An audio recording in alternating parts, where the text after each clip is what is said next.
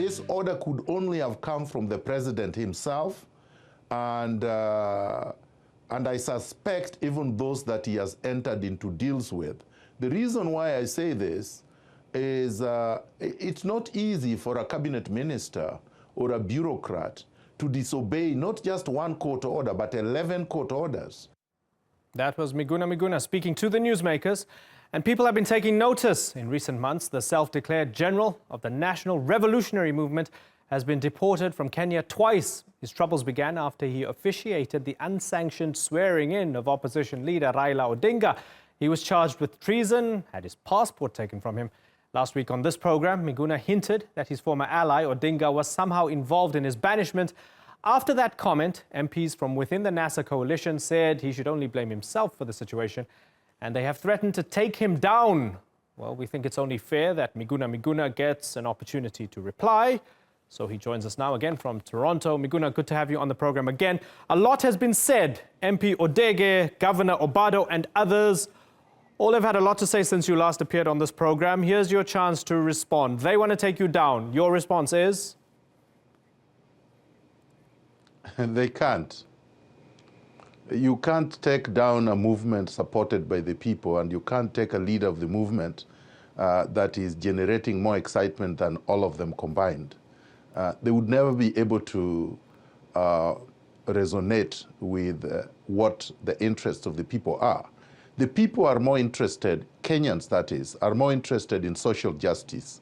They are more interested in structural changes of the system that would lead to a merit-based system that can deliver justice to everyone, not based on ethnicity, not based on cronyism, not based on nepotism, but based on the fact that all of us as Kenyans deserve and have rights to services, have rights to social justice. That's what the people are interested in, not their side shows. What has happened is that a lot of these people talking are bankrupt in terms of ideas. They have no ideology. They follow people. They follow individuals because without those individuals that they worship, they have no political traction with the people. So they are frightened. They're frightened of me. They're frightened because a lot of people support me now more than support all of them. They have betrayed the dreams of what Kenyans fought for during independence, during the second and third liberation. And they're aware that their time is numbered. So you believe that you have more support than Raila Odinga right now? I did not say Raila Odinga. I'm talking of the people that you said would take me down. They can't. Okay. They're just desperate. They are so trembling. A lot of them. Okay, so what's happening is they see Raila shake hands with Uhuru Kenyatta. They feel they're trying to move on. They're trying to make a way, right? They're trying to find compromise. And they feel you've gone rogue and you've got your own agenda. So they're trying to act on behalf of the people and look for political compromise. Meanwhile, you're in Toronto making a big noise. That's the way they see it. Well, that's a big joke, because what is it that we were fighting for since independence up to now? What is it that Kenyans have been fighting for and have died for since August last year? They have died for, they gave their lives and their blood for social justice and electoral justice. How many have died? About 400 people. Is there justice and accountability for those who have died? No. How can you write off 400 lives with a handshake? What is it that has transformed since the handshake? Nothing. Who was the enemy? The enemy were the Jubilee regime that rigged an election and killed people demonstrating against that. Has that problem been resolved? No, it has not been. For as long as those problems have not been resolved, the struggle will continue. And I wouldn't care what these people are talking about, because they are not with the people. They are stealing and looting public resources, so they are happy that there is some kind of artificial calm. But that calm is artificial, and it will soon explode. Right. Just to do some housekeeping, we did reach out to Jubilee, we reached out to NASA, we reached out to people across the political spectrum. Nobody wanted to debate you. I think you can make of that what you will. They did not want to debate you. Some of them had a sense of condescension. They said, we don't want to talk to you. Nobody can debate me. Okay. I mean, some of them didn't quite put it in those words. No. They didn't think that they would lose to you. They just said, Miguna, we don't want to talk to him. We don't want to talk about him, right? But let me ask you about Sarah Elderkin. Just a second. Sarah Elderkin, confidant of Raila Odinga, writing in the Star, saying, quote, nothing about Miguna's demeanor, charming or furious, is accidental.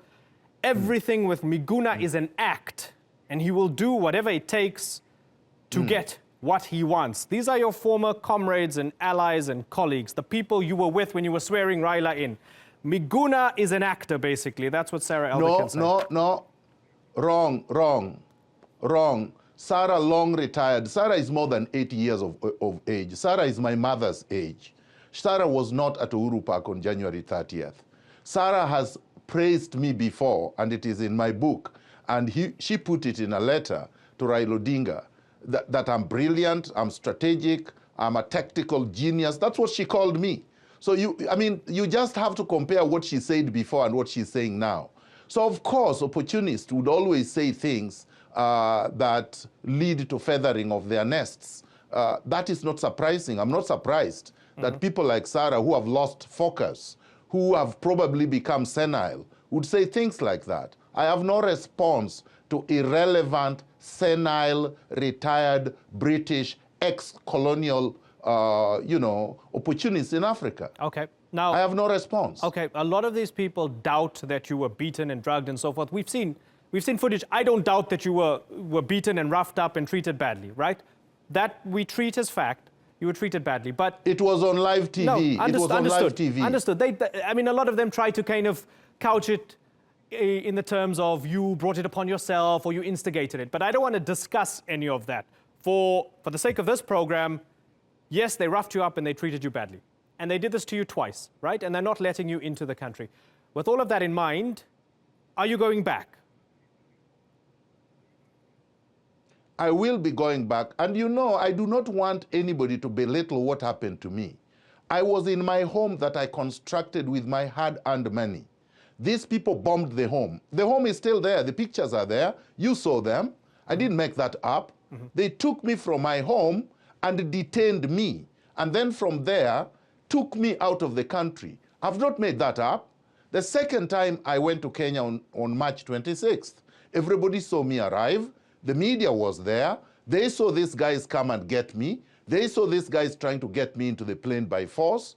I refused. Then, of course, later on, this guy sedated me and got me out of the country. Ask yourself the question.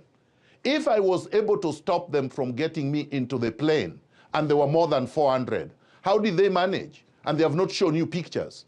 It could only have happened because they sedated me. And they were sedating me when I was calling my lawyers. They could hear these people break the door. I'm not responsible for that. And the courts have agreed with me. Not once, not twice, 13 times now. They have disobeyed court orders. I will go back. It doesn't matter how long it takes. The despots will fall. Mark my word. When is your next attempt going to be? Give us a date. Well, the courts have ordered that I have to be there by May 18th. That is the date the courts have given. The court has said there will be a trial. They want me to give evidence viva voce, meaning oral evidence. So the courts have ordered that.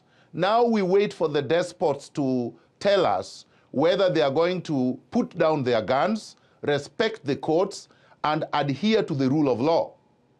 Miguna, I thank you very much for coming back onto the Newsmakers.